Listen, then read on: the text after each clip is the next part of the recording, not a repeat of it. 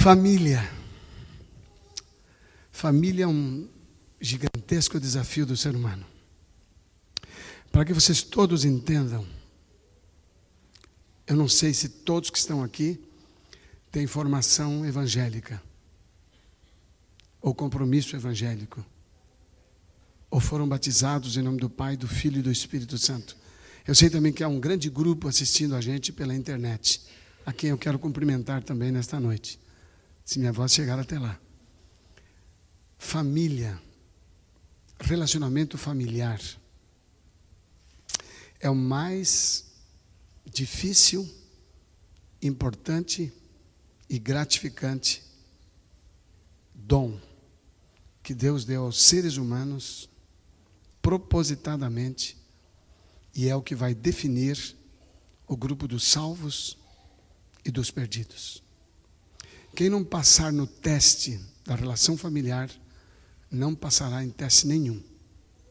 Pode estar bem na empresa, pode estar bem na igreja, pode ter muitas funções na obra, mas não verá a glória do Senhor Jesus Cristo quando vier nas nuvens dos céus. Deus começou a sua obra na terra provocando um relacionamento indispensável, que é o relacionamento entre iguais. Ele olhou para Adão e disse: não é bom que ele esteja só. Não foi equívoco, nem esquecimento. O Criador usou essa expressão para nos ensinar uma lição de importância da relação com iguais. Eva não foi criada inferior a Adão, nem superior a Adão. Ela foi criada como igual. A razão pela qual nós nos damos bem nas empresas é porque elas são geridas por hierarquias. Eu tratei, ao longo do meu trabalho com aconselhamento, muita gente em situações mais estranhas de relacionamento. E dentre estes, eu tive vários militares. E o militar tem uma formação extremamente rígida. E alguns desses militares, pelo menos os que eu atendi, estavam exercendo essa mesma rigidez em seus relacionamentos familiares.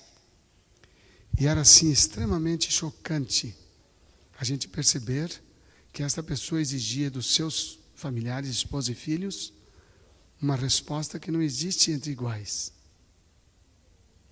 E eu, pegando estes homens no particular, só eu e ele, eu dizia: você gosta do seu comandante? Você gosta do seu superior? Seja ele um tenente, um major, um tenente, um coronel. Você gosta dele? Sem exceção, todos eles disseram que não suportavam. Mas você é obediente? E como não seria, me respondiam eles. A condição desta obediência, do ponto de vista da salvação, ou da mudança de caráter, muito obrigado. Do ponto de vista da salvação, ou da mudança de caráter, esta obediência não vale absolutamente nada. É zero. Se você tiver, eu dizia para eles, esta mesma relação por parte dos seus familiares, nada valerá para você. Então vamos começar a nossa semana com uma reflexão muito importante. Nós estamos juntos no mesmo lugar,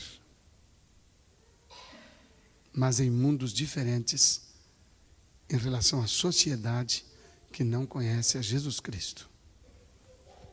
Vamos abrir a palavra de Deus no Evangelho segundo João, no capítulo 17.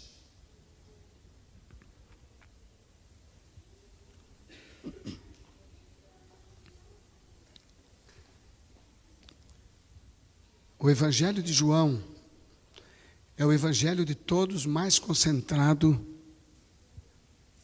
na pessoa de Jesus, no aspecto da sua divindade.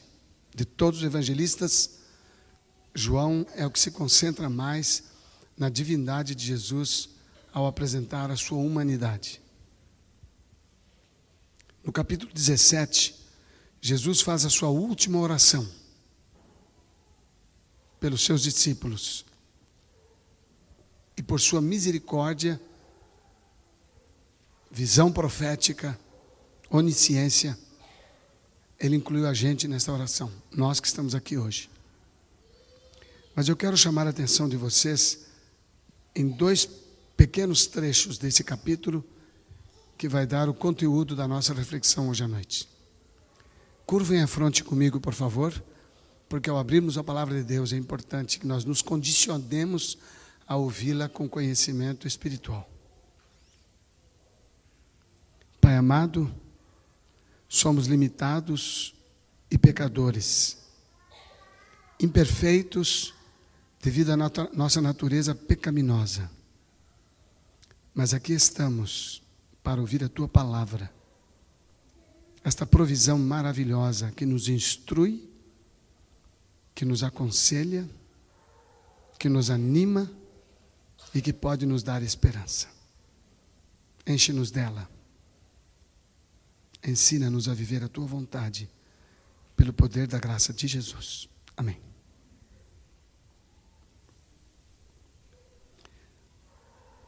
Versículo 8, capítulo 17, versículo 8. Pois eu lhes transmiti, falando dos discípulos, pois eu lhes transmiti as palavras que me deste, e eles as aceitaram. Eles reconheceram de fato que vim de ti, e creram que me enviaste. Eu rogo por eles. Não estou rogando pelo mundo, mas por aqueles que me deste, pois são teus.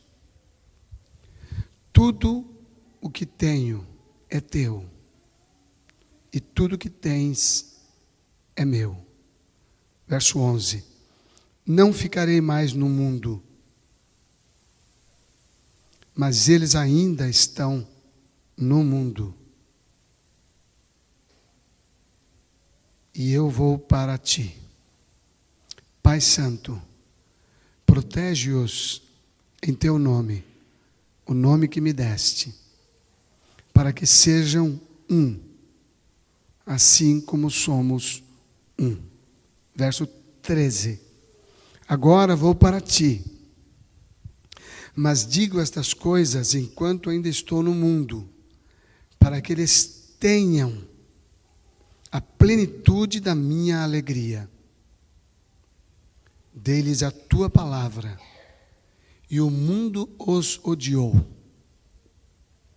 pois eles não são do mundo, como eu também não sou do mundo.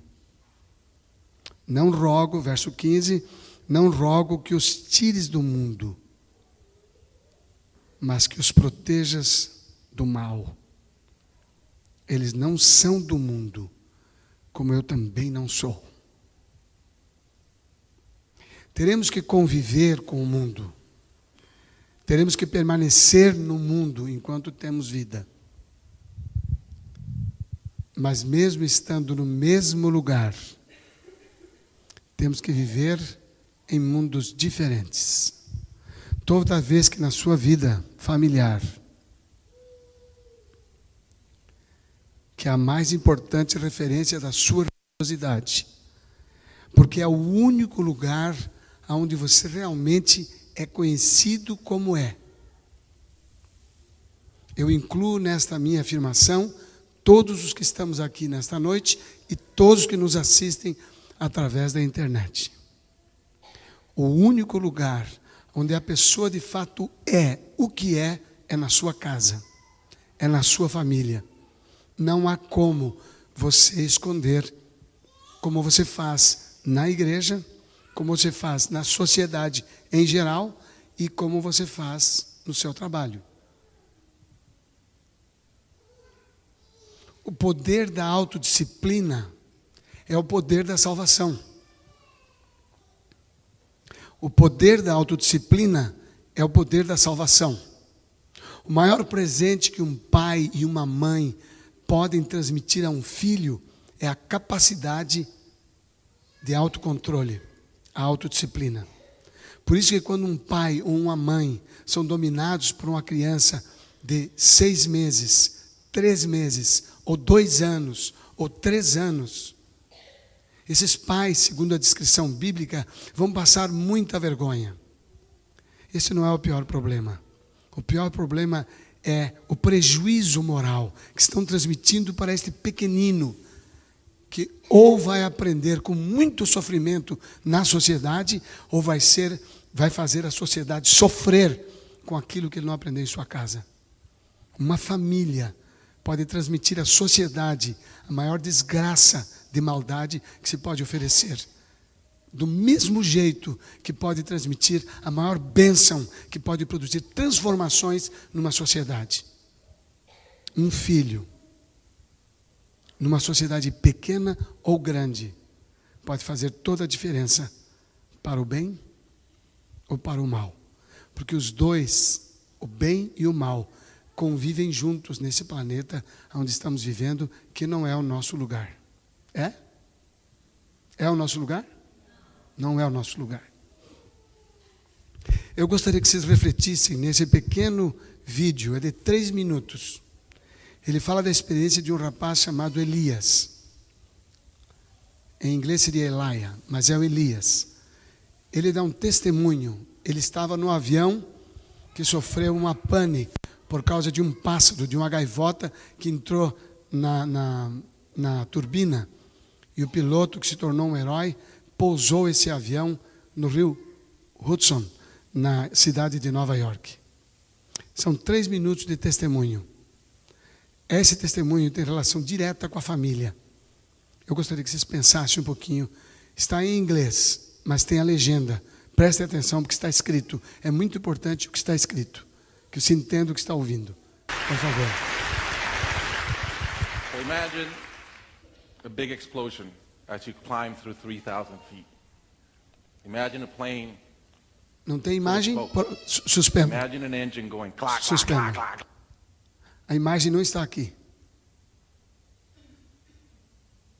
Saiu aí nesses outros? Não.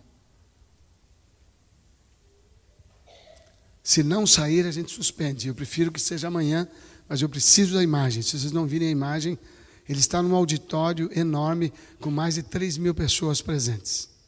E ele está dando testemunho do que aconteceu naquele dia. Obrigado. So imagine a big explosion as you climb through 3,000 feet. Imagine a plane full of smoke. Imagine an engine going clack, clack, clack, clack, clack, clack, clack. Sounds scary. Well, I had a unique seat that day. I was sitting in 1D. I was the only one who could talk to the flight attendants. So I looked at them right away, and they said, no problem. We probably hit some birds. The pilot had already turned the plane around, and we weren't that far. You could see Manhattan. 2 minutes later, 3 things happened at the same time. The pilot lines up the plane with the Hudson River. It's usually not the route. He turns off the engines. Now imagine being on a plane with no sound. And then he says 3 words, as unemotional 3 words as I've ever heard. He says, brace for impact. I didn't have to talk to the flight attendant anymore. I could see in her eyes, it was terror. Life was over. And I want to share with you 3 things I learned about myself that day. I learned that it all changes in an instant. We have this bucket list, we have these things we want to do in life. And I thought about all the people I wanted to reach out that I didn't. All the fences I wanted to mend. All the experiences I wanted to have and I never did.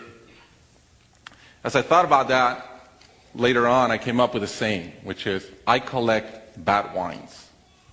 Because if the wine is ready and the person is there, I'm opening it. I no longer want to postpone anything in life. And that urgency, that purpose has really changed my life. The second thing I learned that day, and this is as we clear the George Washington Bridge, which was by not a lot, I thought about, wow, I really feel one real regret. I've lived a good life. In my own humanity and mistakes, I've tried to get better at everything I've tried. But in my humanity, I also allow my ego to get in. And I regretted the time I wasted in things that did not matter with people that matter. And I thought about my relationship with my wife, with my friends, with people. And after, as I reflected on that, I decided to eliminate negative energy from my life. It's not perfect. It's a lot better. I've not had a fight with my wife in 2 years. It feels great. I'm no longer trying to be right. I choose to be happy. Yes. The third thing I learned, and this is as your mental clock starts going 15, 14, 13, you can see the water coming. I'm saying, please blow up. Right? I don't want this thing to break in 20 pieces like you've seen in those documentaries. And as we're coming down, I had a sense of, wow, dying is not scary. It's almost like we've been preparing for it our whole lives. But it was very sad. I didn't want to go. I love my life. And that sadness really framed in one thought, which is, I only wish for one thing. I only wish I could see my kids grow up. About a month later, I was in a performance by my daughter, first grader, not much artistic talent yet. And I'm bawling. I'm crying like a little kid. And it made all the sense in the world to me.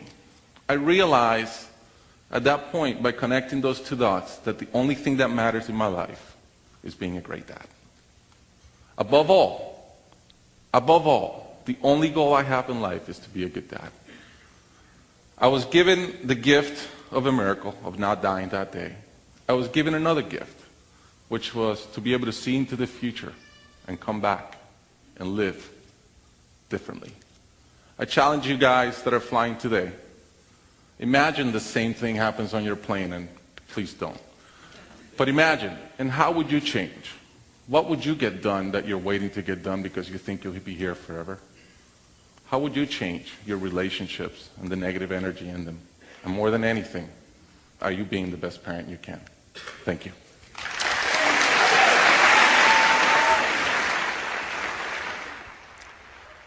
Chamou mais a sua atenção nessa experiência e nesta confissão pública tão bonita?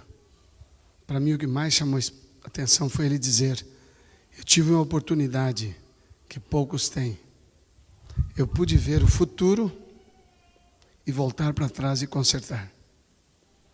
Porque muitas pessoas, quando estão no futuro, não podem mais voltar para consertar.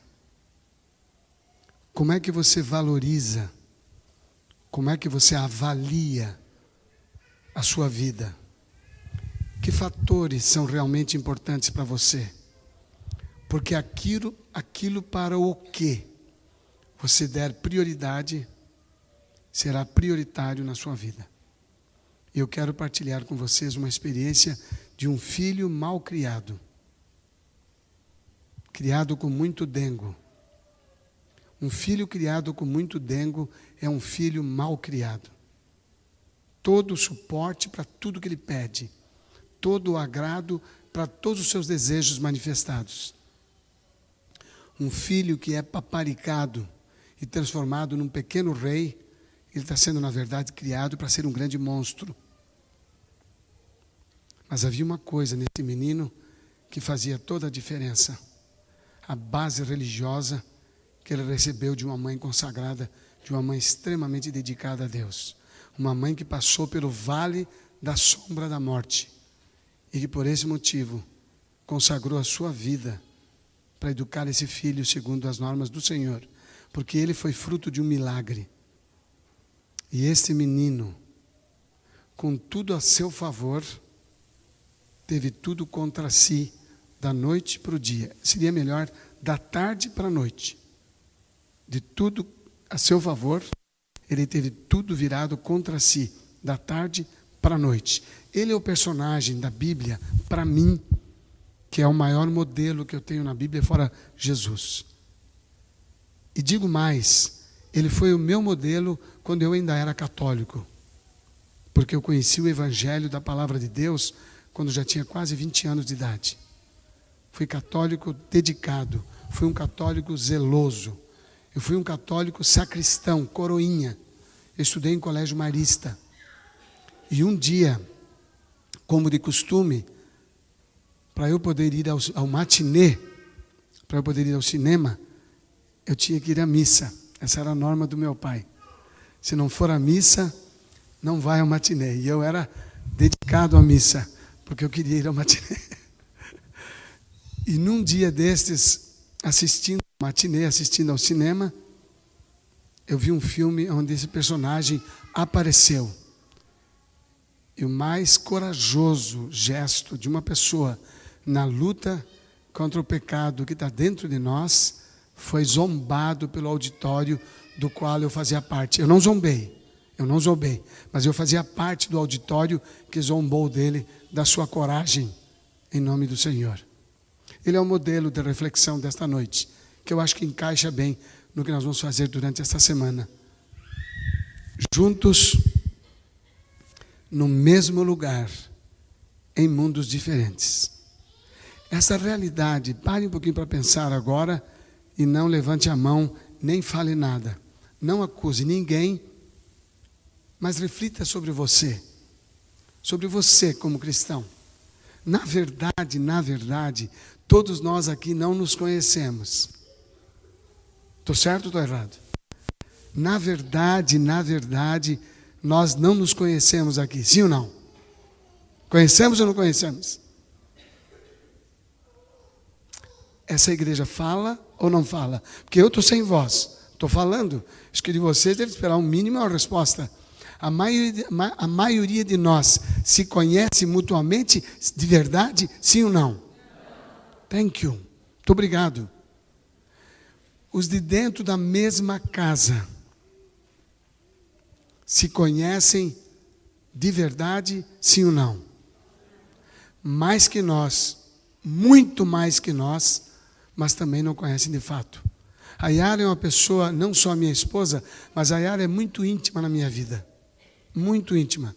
Com o trabalho que eu tenho, muitas pessoas já me perguntaram, ouvindo tantos problemas, quem é o seu terapeuta?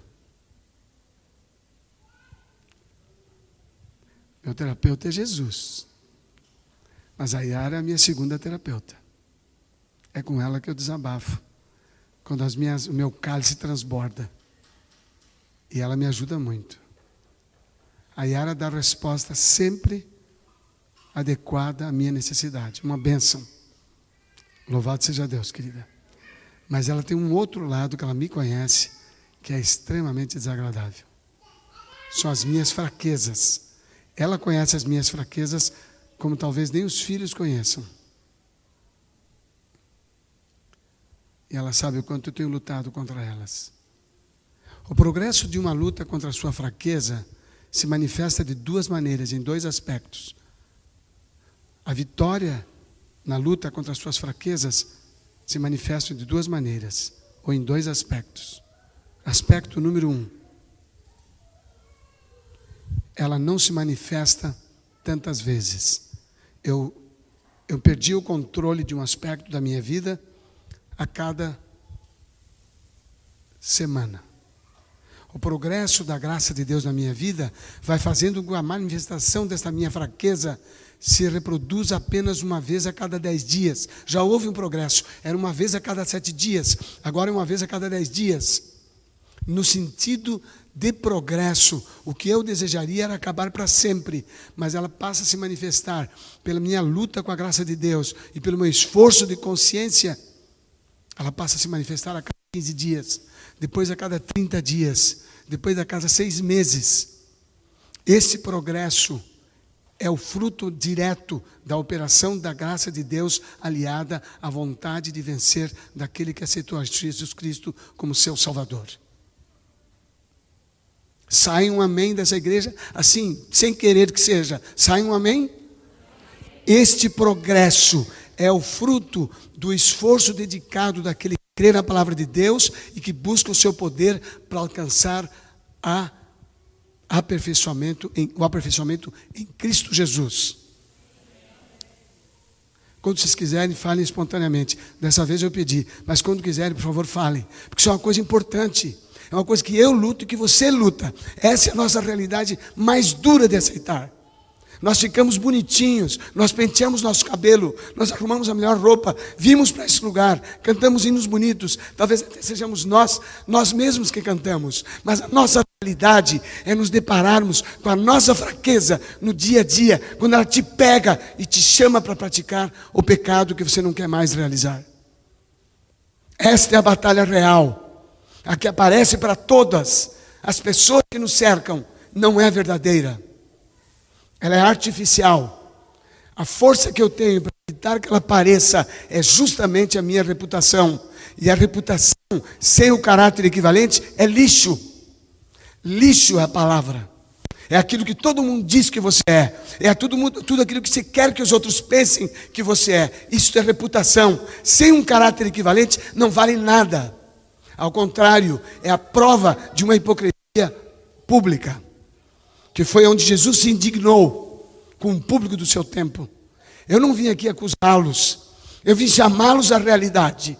Nós precisamos desse poder e precisamos testar o nosso cristianismo antes que Jesus venha e antes que a nossa história chegue ao ponto de acabar como desse homem que sentava no banco D1 daquele avião. Eu não sei quando o meu tempo acaba. Jesus não deu prazo definido de data para a sua volta, mas deu eventos para a nossa identificação. E o Pai não está perdido no espaço. O Pai tem um plano definido, com data marcada, dia certo. Parem com as especulações que tem que nascer não sei quantos bebês para Jesus voltar. Parem com isso. Isso não é bíblico e não é de Deus. E é tão prejudicial quanto a armadilha de Satanás. Deus não tem nenhum elemento que impeça a realização da volta de Jesus. Nada. Você não impede a volta de Jesus. Você pode apostatar, você pode trabalhar contra Ele, e você não vai impedir a volta de Jesus. Porque ela não depende de seres humanos. Ela não depende de acontecimentos que nos cercam. Os acontecimentos foram dados porque eles ocorrerão. Ponto. Eles ocorrerão e Jesus virá em seguida. Mas antes que isso aconteça, cada um de nós, e nenhum de nós, tem o conhecimento do dia que acaba a nossa história. Nenhum de nós. É um AVC, é uma parada cardíaca, é um acidente. Não precisa ser de automóvel, porque um homem muito querido nosso, um médico que era um verdadeiro samaritano na cidade de Vitória, teve um vazamento na caixa d'água. Mas é um médico de uma simplicidade fantástica, um coração maravilhoso.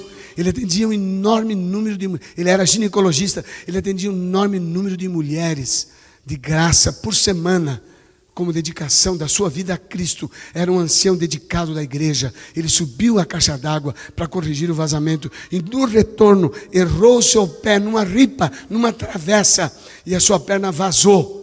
E ao cair naquele pequeno pedaço, a sua cabeça bateu na parte traseira. E ele, consciente ainda, pôde orientar a esposa como proceder para ele não morrer imediatamente. Ele orientou a esposa, faça assim, não faça assado. E antes de chegar no hospital, ele faleceu. No funeral daquele homem, na cidade de Campo Grande, vizinha de Vitória, da Grande Vitória, a Polícia Rodoviária Federal teve que interromper a rodovia que se aproximava com uma forma de avenida, porque havia no funeral daquele homem mais gente do que eu vi na minha vida até hoje. E ele não era político. Um caráter ilibado. Mas a data da sua morte, ele não sabia. Você sabe da sua? Este homem disse para nós em seu testemunho: naquele dia, eu refiz todos os meus pensamentos. Revi todos os meus relacionamentos. Sabem de uma coisa? Quando você vem à igreja, você que está me ouvindo aqui, você que está me ouvindo em casa, quando você vai à igreja, ou quando você vai ouvir uma mensagem, a última coisa que você vai pensar é avaliar a sua religião, o seu relacionamento com Deus. Porque a religião não é placa de igreja. Religião é relacionamento com Deus. A última coisa que você vai pensar. Escutem o que eu vou dizer para vocês agora. Quando uma coisa nos distrai dentro da igreja, é porque alguma coisa importante ia ser dita. por um lapso de segundos de distração, você perde. E lá se foi a oportunidade de uma reflexão profunda. Vou voltar à fita. Quando nós estamos ouvindo uma mensagem, ou vamos à igreja, a última coisa que nós vamos pensar é avaliar a minha relação com Jesus Cristo, baseado na minha relação com quem vive comigo.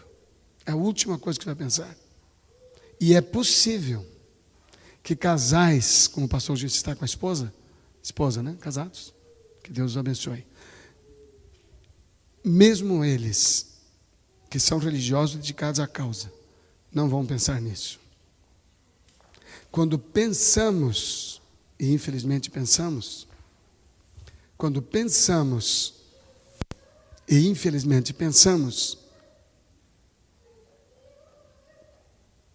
vou repetir a frase. Quando pensamos no outro e infelizmente pensamos, nós dizemos assim: que pena que ele não está aqui para escutar. Que pena que ele não está ouvindo isso. Ou então, se ela está ouvindo, se pensa assim: está aqui do lado, está encostada. Os mais corajosos e ousados apertam a mão e falam: tipo, é para você. Se não, dizem assim: tomara que desta vez ele se conscientize, ou ela. Personagem da noite, José. Eu quero começar a história de José hoje para terminá-la amanhã. Porque nas 2 noites, a história de José se encaixa na mensagem da palavra de Deus. O tema de hoje é no mesmo lugar, em mundos diferentes. Vocês podem crer que dentro da igreja, por exemplo, nesse auditório, vocês podem crer que tem pessoas juntas aqui no mesmo lugar, uma ligada ao mundo de Cristo Jesus e outras ligadas a outro mundo, ao mundo presente? Sim ou não? Infelizmente pode. José estava no mundo, no mesmo lugar que todos os personagens que fazem parte da sua vida. Tanto os midianitas, que era o lugar de onde vinha a caravana, tanto os midianitas, como os descendentes de Ismael, os ismaelitas, eram parentes de José e dos seus irmãos. Foram eles que o levaram para vender ao Egito, a Potifar. O fato de José ter sido vendido para o mais importante oficial de Faraó tem uma grande informação para nós. José, quando a Bíblia fala do interesse da esposa de Potifar por ele, a Bíblia diz que ele era lindo, de bonita aparência. Isso inclui estatura e porte físico. Então, dá para perceber que José era um rapaz saudável, vigoroso. E este rapaz, José, chamava a atenção, tanto que foi escolhido para ser o porta-voz do próprio Potifar em tudo o que acontecia na sua casa. A lição que eu quero chamar a atenção de vocês para viverem é a lição que aparece no capítulo 2 da primeira epístola de João. João, o evangelista, capítulo 2, versículo 1. 1 João, capítulo 2, versículo 15. Não ame o mundo, nem o que nele há. Se alguém ama o mundo, o amor do Pai não está nele. Pois tudo o que há no mundo, a cobiça da carne, a cobiça dos olhos e a ostentação dos bens, não provém do Pai, mas do mundo. Verso 17. O mundo passa e a sua cobiça passa também, mas aquele que faz a vontade de Deus permanece para sempre. Quando nós lemos esse texto, a primeira coisa que todas as pessoas lembram é de festas seculares. Danceterias, como foi a boate de Santa Maria. E logo de antemão, nós concluímos de maneira rápida e fácil que quem estava lá estava perdido e quem estava fora estava salvo. Nunca devemos nos esquecer que Deus não deu a nós a capacidade e o direito de julgarmos as pessoas, mas sim os atos que as pessoas praticam. Há atos condenados por Deus na sociedade e na vida que nós devemos evitá-los. Adotem-nos muitos ou poucos. É o princípio do assim diz o Senhor que vale para nós.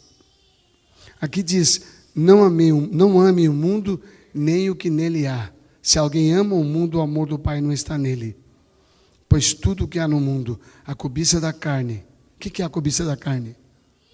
O que é a cobiça da carne?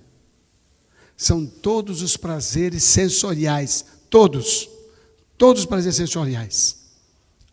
Quando você tem sede, o que você quer? Sede, o que você quer? Você quer um líquido. Normalmente a gente fala água, mas você quer um líquido. Qualquer líquido fresco, ele refrigera. Qual é a sensação? Qual é a sensação que você tem? Foi satisfeita a minha necessidade. Então, o seu corpo dá ordens para você de que certas coisas você precisa. E quando você atende, você sente que satisfez uma necessidade. O prazer sexual foi dado por Deus como uma bênção para nós. E é a mais intensa sensação que o ser humano pode sentir. E é dessa intensa sensação que nascem os bebês entre as famílias e fora delas. Em função desta sensação de prazer, já há mais de 4 décadas, o sexo perdeu sua referência como foi dada por Deus. E nós, dentro da igreja, estamos nos acomodando e estamos nos acostumando de que, como muita gente faz, ele mudou de referência. Só para pensarmos um pouquinho. A sensação continua dizendo, eu preciso. E como todos os jovens praticam antes de casar, eu também tenho direito. E se não pratica numa forma física com outra pessoa, eu posso praticar sozinho através da prática da masturbação. Os meus olhos gostam de ver o corpo desnudo, seja eu casado ou solteiro, novo ou idoso. Meus olhos sempre sentirão prazer na observação das imagens que são sensuais, provocantes, pornográficas. É a indústria que mais fatura no mundo inteiro. No ano de 2012, a empresa que mais faturou no mundo inteiro foi a Apple. A indústria da pornografia, não uma empresa, mas somada, lucrou mais do que a Apple em todo o seu sucesso financeiro. Isso é coisa pequena? Isso é coisa grande. Nós estamos nesse mundo, estamos juntos nele. Estamos no mesmo lugar. Mas Jesus disse, eles estão no mundo, mas não são do mundo. Eu quero só ver, eu quero perguntar, quem é que vocês consideram que são essas pessoas, eles? O sujeito que Jesus colocou é no plural. Terceira pessoa do plural. Certo, professora Adélia? Professora Adélia, tá certo? Eles estão no mundo, mas não são do mundo. Quem eram estes eles na oração de Jesus? Quem eram? Quem eram? Interessante como vocês ficam quietos, né? É só verem que eu insisto na pergunta, vocês já acham, tem armadilha aí. E já vou avisar, tem mesmo. Toda vez que eu perguntar, tem uma armadilha. E querem saber, eu não preciso da resposta de vocês, porque eu já sei o que vocês pensam. A maioria diz nós. Você vai provar se é nós ou não. Porque ele disse, eu estou orando por aqueles que me deste. E ele diz em São 6, nenhum dos que me deste eu quero perder. O que eu mais quero é salvar. Ele quer, o Pai quer. Mas dos que estão na igreja, desculpe a minha franqueza, na igreja a maioria vai se perder. É uma judiação, é uma tristeza, me dói muito. Quando dizemos que Jesus estava falando sobre nós, ele disse eles. Quem são eles? Vocês tinham que ter uma resposta na ponta da língua. E você pode se incluir nela sem usar a expressão nós ou eu. A pergunta é, quem eram eles? A resposta é, os que não são do mundo. Agora, se você é ou não, você não precisa falar em voz alta para mim. Porque se você disser e não for, você é do mundo do mesmo jeito. Se você disser que não é, se você disser que é, e na verdade você não é mais, você vai estar numa condição boa. Mas uma coisa não pode ter dúvida para nós: não ser do mundo é algo extremamente importante. José, em sua condição,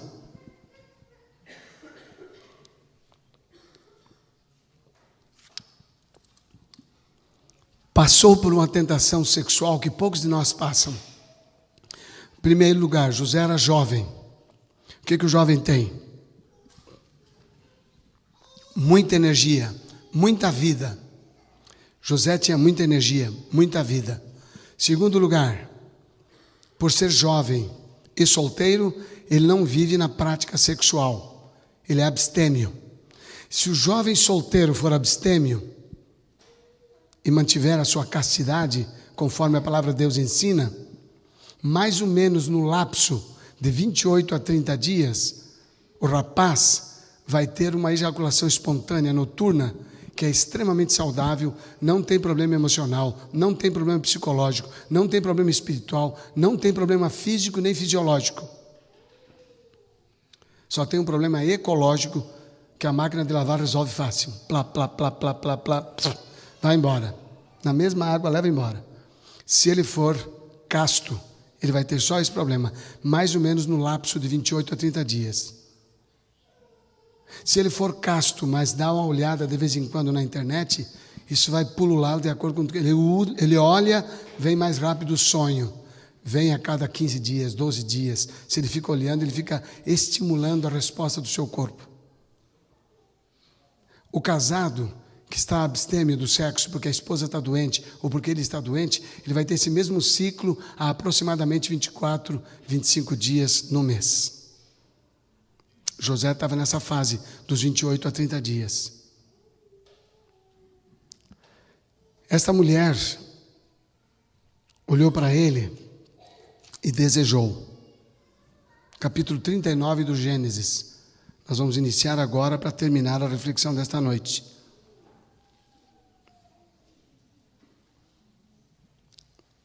Capítulo 39.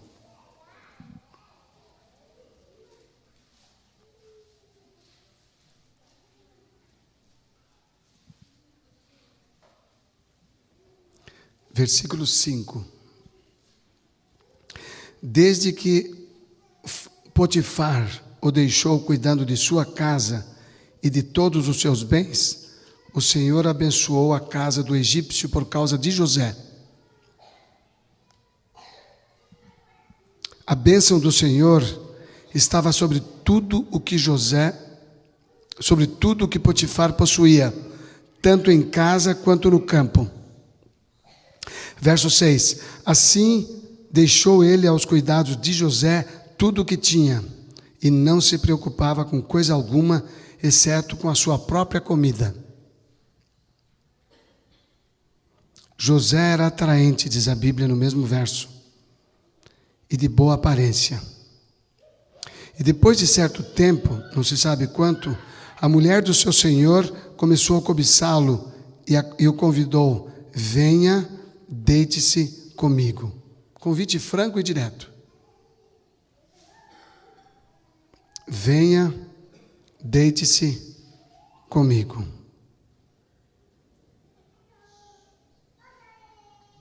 Verso 8. Mas ele se recusou, ele lhe disse: meu senhor não se preocupa com coisa alguma de sua casa, e tudo o que ele tem, ele deixou aos meus cuidados.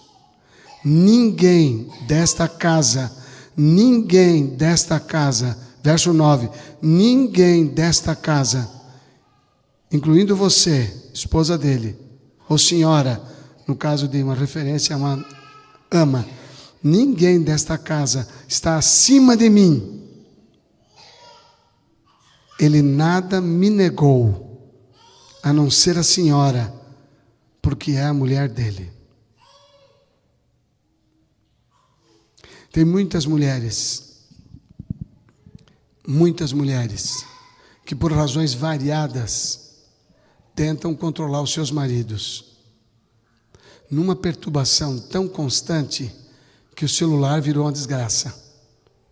Na tentativa de controlarem o marido, ficam ligando para ele várias vezes no dia para poderem saber onde ele está, o que está fazendo.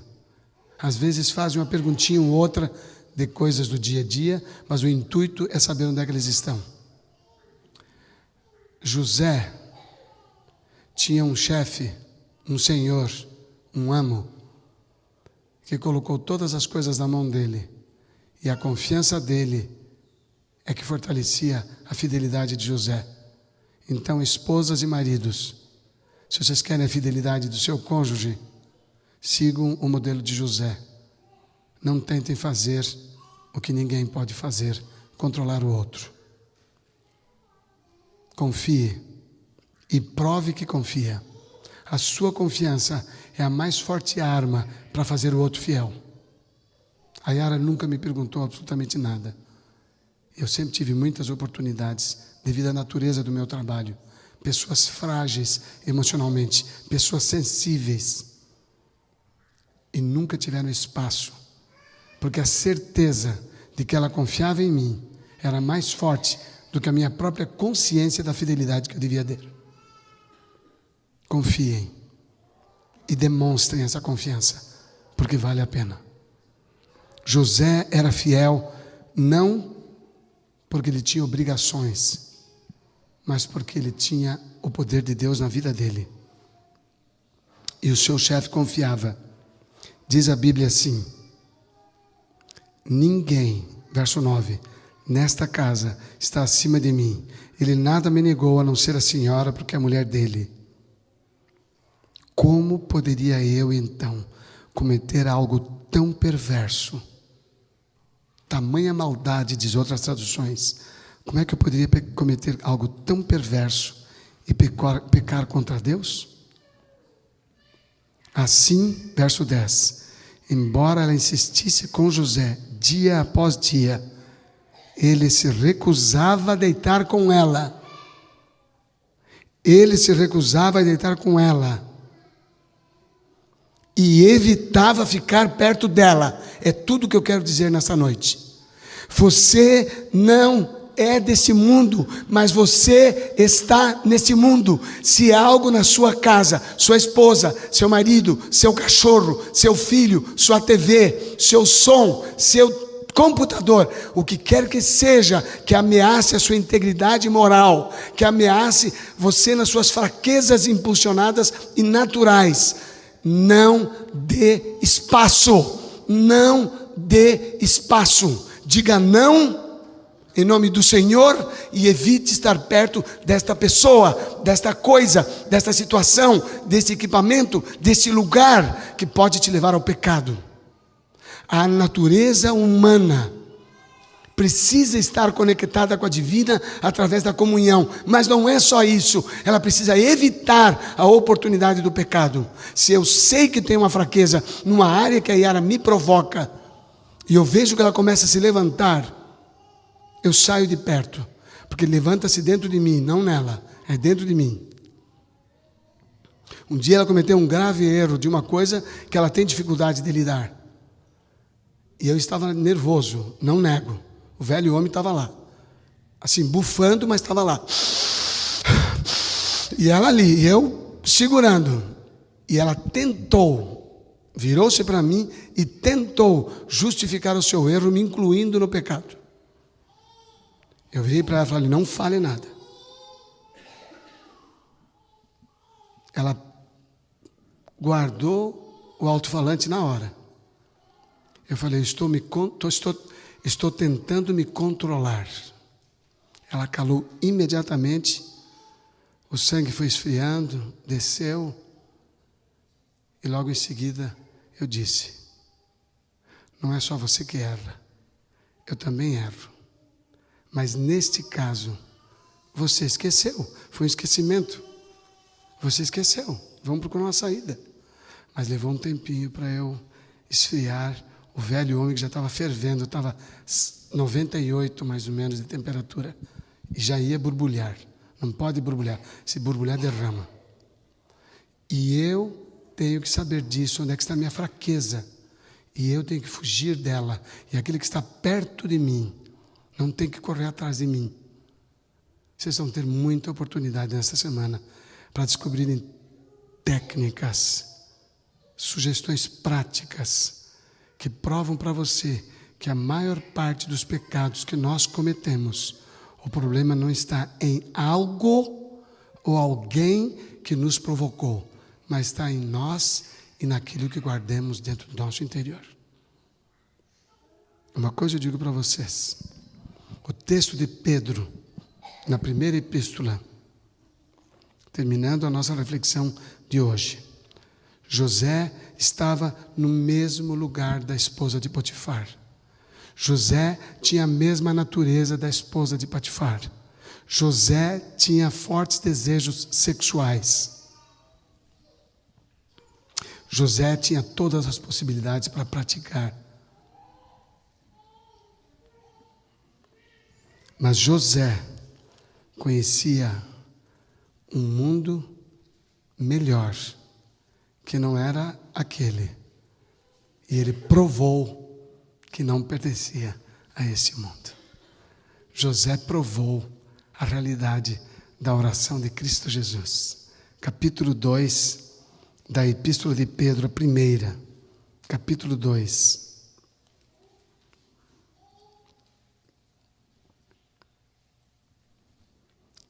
Diz aqui o apóstolo, capítulo 2, versículo 15. Desculpem, tem que ler o verso 11 para vocês entenderem. 11 e 15. Amados, insisto em que, como estrangeiros e peregrinos no mundo, vocês se abstenham dos desejos carnais que guerreiam contra a alma. Está dentro de nós. A raiva está dentro de nós. A inveja está dentro de nós. O desejo sexual está dentro de nós. A vingança está dentro de nós. O problema não está fora. O problema está dentro, meus queridos. Está dentro de nós. Amados, insisto em que, como estrangeiros e peregrinos no mundo, vocês se abstenham dos desejos carnais que guerreiam contra a alma. Vivam entre os pagãos, diz o verso 12, de maneira exemplar, para que mesmo que eles os acusem de praticarem o mal, eles observem as boas obras de vocês, que praticam e glorifiquem a Deus no dia da intervenção. E o versículo 15 diz: pois é da vontade de Deus que, praticando o bem, vocês silenciem a ignorância dos insensatos. Vivam como pessoas livres, mas não usem a liberdade como desculpa para fazer o mal. Esta semana, eu quero, com a graça de Deus, mostrar para vocês onde é que está a sede do segredo de nosso sucesso verdadeiramente espiritual, dentro da nossa casa e dentro de cada um de nós. Que o Senhor te ajude, que o Senhor me ajude, que as atrações do trabalho, da televisão e das ocupações diárias não impeçam você de estar aqui, para juntos caminharmos, passo a passo, um dia de cada vez, relações pais e filhos, relações marido e mulher, problemas dos homens, problemas das mulheres, e nós trabalharmos isso pela graça de Deus e pelo poder maravilhoso do seu Espírito. Você que está aqui hoje, sem pegar na mão da sua esposa ou do seu marido, nem do seu filho, mas por si mesmo, você reconhece que é fraco e que é dependente da graça de Jesus, e você quer aprender como ela opera de maneira simples e objetiva, e quer se comprometer a se entregar para essa operação nesta semana, fique de pé. Eu quero orar com você. E você que está em casa, se movimente, fique de pé também. Pai amado, nosso Deus, é gigantesco o nosso desafio de lidarmos com a nossa natureza pecaminosa. Senhor, ela é muito presente em nossa vida. Ela é muito forte pela ação em nossas inclinações. É muito pequena a submissão de nossa mente, mesmo convertida, ao poder da Tua graça salvadora. É muito pequena. Salva-nos, socorre-nos, dá-nos a graça da sabedoria, do discernimento, do descobrimento de nossas fraquezas e de onde podemos evitar que elas sejam expostas. Dá-nos a força que precisamos, não contra os outros, mas na batalha dentro de nós mesmos. Dá-nos a graça da humildade, da dependência e da confiança no Teu poder. Porque hoje queremos confessar, como José foi vitorioso, nós queremos confessar, tudo posso naquele que me fortalece. Louvado seja o Teu nome, em Cristo Jesus, o nosso Salvador. Amém. Que a graça do Senhor esteja convosco.